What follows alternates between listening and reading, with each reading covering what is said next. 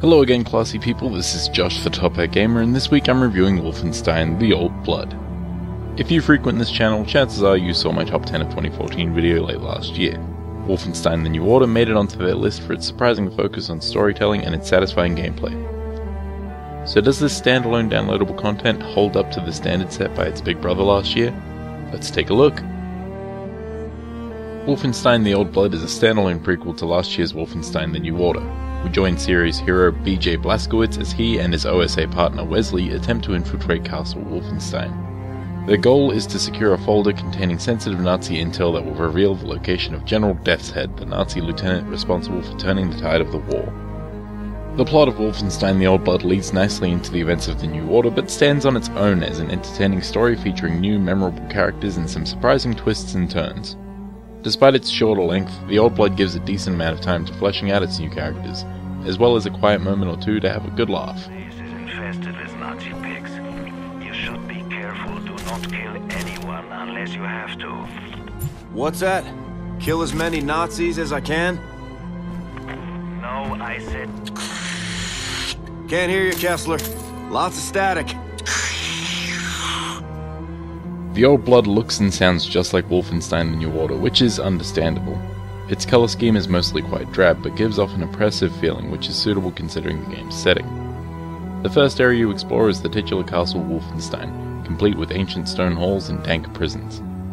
Around the halfway point you get to explore a small village called Wolfburg, and despite these being the only main areas, the Old Blood does feature a couple of sub-areas every so often that offer a distinct visual difference, like the cable car section set against the white cliffs surrounding the castle. The Wolfburg sections get a visual shake-up when all hell breaks loose and the sky turns orange. While it's still the same area, the colour palette and overall tonal change keeps things from getting too stale. The game's sound design gives off a heavy industrial feel when you're just walking or sneaking around, and it's not until the action picks up that the music is really noticeable, with pounding percussion and high-pitched strings.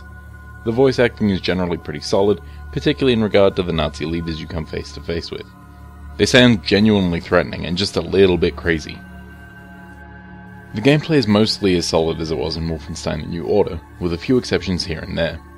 Its gunplay is as fast and satisfying as ever, with a decent arsenal available for mowing down Nazis. While the game does feature a cover mechanic, Wolfenstein: The Old Blood feels best when you're running and gunning. The constant health and armor pickups allow you to take a decent amount of punishment, and encourages you to search every corner of every level.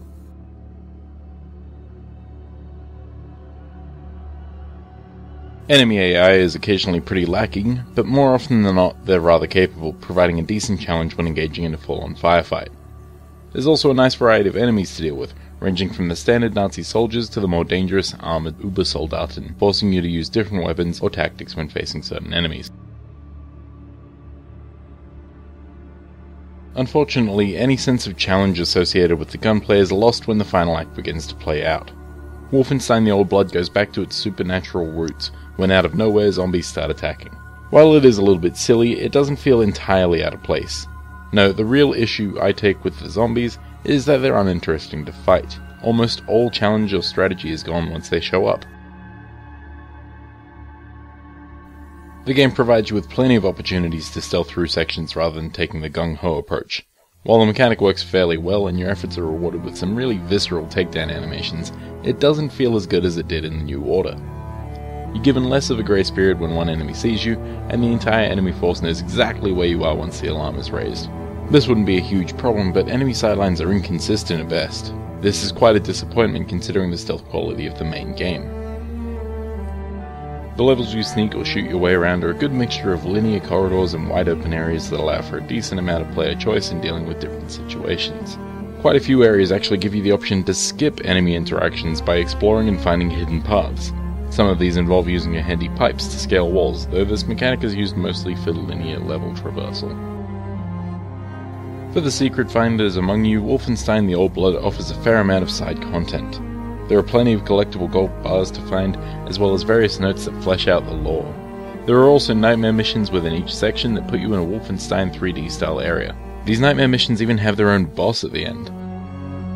At the end of the day, Wolfenstein: The Old Blood is a brief adventure that, despite its length, manages to devote much needed time to flesh out its characters and give players a chance to have a laugh. Its shooter gameplay is fast and satisfying, and even though the stealth isn't quite as functional as it was in the New Order, it's still very fun.